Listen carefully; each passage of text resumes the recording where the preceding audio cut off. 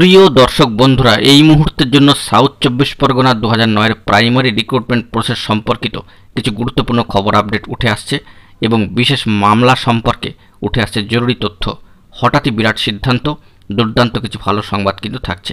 এই ভিডিওর মধ্যে সবটাই তুলে ধরার চেষ্টা করছি, তাই সিরিয়াস টপিকটির উপরে আর্জেন্ট ভিত্তিতে এই ভিডিওটা কিন্তু আপনাদের জন্য ক্রিয়েট করতেই হচ্ছে।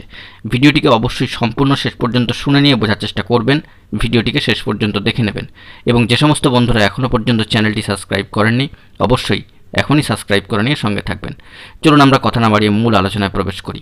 বন্ধুরা, একটি গুরুত্বপূর্ণ খবর আপডেট সাউথ 24 পরগনা প্রাথমিকের 2009 রিক্রুটমেন্ট প্রসেসকে কেন্দ্র করে এবং সেই সংক্রান্ত যে মামলা রয়েছে সেই গুরুত্বপূর্ণ মামলার খবর থাকছে। আমরা বরাবরই দেখে এসেছি যে সম্মানীয় লড়াকু যোদ্ধা দেবাশিস বিশ্বাস এবং তার সহযোগী সহযোদ্ধারা যেভাবে এগিয়ে চলেছেন তা কোনো অর্থেই কিন্তু প্রশংসা দিয়ে ভরিয়ে তোলা যায় না। তাদের যে অবদান, মাঠে ময়দানে লড়ছেন যে তারা, সেটাকে সামান্য একটা ধন্যবাদ বা কৃতজ্ঞতা প্রকাশ করে কখনই কিন্তু ছোট করা ঠিক না, কারণ তাদের অবদানটা বিরাট বড় পরিসরে, বিরাট বড় ক্ষেত্রে, অনেক বড় জায়গা জুড়ে রয়েছে। তাদের পাশে থেকে সাহায্য করা এবং তাদের সাথে এগিয়ে চলাটাই হাতে হাত থেকে কিন্তু একমাত্র বড় সিদ্ধান্ত এবং তাদের পাশে থাকাটাই কিন্তু আমাদের একান্ত কর্তব্য। এরই মাঝখানে দেবাশিস বিশ্বাস এবং তার সহযোগী সংগ্রামী যোদ্ধারা অ্যাপয়েন্টমেন্ট নিয়ে সম্মানীয় আইনজীবীর সাথে বৈঠক করেছেন। কার্যত সেই বৈঠক থেকে বেশ কিছু গুরুত্বপূর্ণ তথ্য বেরিয়ে এসেছে। বৈঠক কিছু অর্থে সফল বলা যেতেই পারে এবং হঠাৎই কিছু গুরুত্বপূর্ণ সিদ্ধান্ত কিন্তু গ্রহণ করতেই হয়েছে। এ বিষয়ে যতটুকু আমরা খবর সংগ্রহ করতে পেরেছি তার যাবতীয় সারসংক্ষেপ আপনাদের মাঝখানে তুলে ধরবার জন্য সচেষ্ট হলাম। বিষয়টি হচ্ছে এরকম যে গতকালকে পূর্ব নির্ধারিত অ্যাপয়েন্টমেন্ট অনুযায়ী সম্মানীয় আইনজীবী ম্যামের সাথে দেবাশিস বিশ্বাস এবং তার সহযোগী সহযোদ্ধারা বিশেষ টিম তারা কিন্তু বৈঠক করেছেন। বৈঠক থেকে যে সারমর্মটি উঠে এসেছে তা হলো এরকম যে আরও আগে বৈঠকের বিষয়টিকে সারলে হয়তো ভালো হতো, তবে এখন যে ক্রুশিয়াল টাইমটি যাচ্ছে সেই ক্রুশিয়াল টাইমের মধ্যেই যাবতীয় কাজগুলিকে সম্পন্ন করতে হবে। সেই জন্য অতি দ্রুত তারা অ্যাপয়েন্টমেন্ট করে কিন্তু আইনজীবী ম্যামের সাথে দেখা করেছেন। সম্মানীয় আইনজীবী ম্যামের তরফ থেকে বিশেষ কিছু বার্তাও দেওয়া হয়েছে এবং যে বৈঠক থেকে যে গুরুত্বপূর্ণ তথ্যাদি উঠে আসছে তা হচ্ছে এরকম যে আগামী 15 তারিখ নাগাদ মামলা মেনশন সংক্রান্ত বিষয় কোনো ভালো সংবাদ কিন্তু বেরিয়ে আসতে পারে। বিশেষ বেঞ্চে এই মামলা উঠবে কিনা তাও কিন্তু ঠিকঠাক হয়ে যেতে পারে উক্ত তারিখের মধ্যেই কিংবা উক্ত দিন। অবশ্যই সেই ডেডলাইনটিকে আমাদেরকে মাথায় রাখতে হবে। আমরা জানি বর্তমানে সর্বোচ্চ ন্যায়ালয় সুপ্রিম কোর্টে কিন্তু সামার ভ্যাকেশন চলছে এবং সামার ভ্যাকেশনের মধ্যে বিশেষ বেঞ্চে সম্মানীয় বিচারপতিরা এই মামলাটিকে অর্থাৎ সুপ্রিম কোর্টে যে আইএ ফাইল হয়েছে তা গ্রহণ করে তা মেনশন সংক্রান্ত বিষয় এবং হিয়ারিংয়ের নির্দিষ্ট ডেট আসছে কিনা সেই দিকে কিন্তু আমাদেরকে ওই নির্দিষ্ট তারিখের মধ্যে তাকিয়ে থাকতে হবে। যদি মেনশন হয়ে যায়, মামলা শুনানির ডেট ধার্য হয়, সকলের জন্যই কিন্তু সেটি ভালো বার্তা বহন করে আনবে। নয়তো যেভাবে সময়ের পরিসর নিয়ে এই মামলা চলছে সেভাবে চলবে, তবে সেক্ষেত্রে গরমের ছুটি অতিক্রান্ত হয়ে যাওয়ার পরে সম্পূর্ণরূপে যখন কোর্ট খুলবে এবং কোর্টের যাবতীয় কাজকর্ম শুরু হবে সেই অনুযায়ী কিন্তু সিস্টেমেটিক প্রসেসে বিষয়টি উঠবে।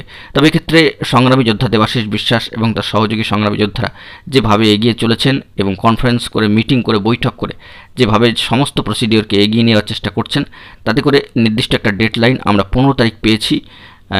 তো সেই ডেডলাইন অনুযায়ী কোনো ভালো খবর উঠে আসে কিনা সেই দিকে কিন্তু আমাদেরকে আরেকটু সময় ওয়েট করতেই হচ্ছে। 15 তারিখের মধ্যে মামলা মেনশন সংক্রান্ত বিষয়ে এবং বিশেষ বেঞ্চে ওঠা সংক্রান্ত বিষয়ে কোনো তথ্যাদি উঠে এলে সবটাই প্রোভাইড করব।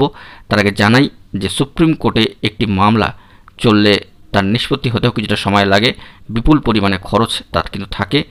যাবতীয় তথ্যাদি পরবর্তী ক্ষেত্রে কী আসবে না আসবে সবটাই আমরা ফেজ বাই ফেজে বা পার্ট বাই পার্টে ভিডিও করে আপনাদেরকে তুলে ধরব।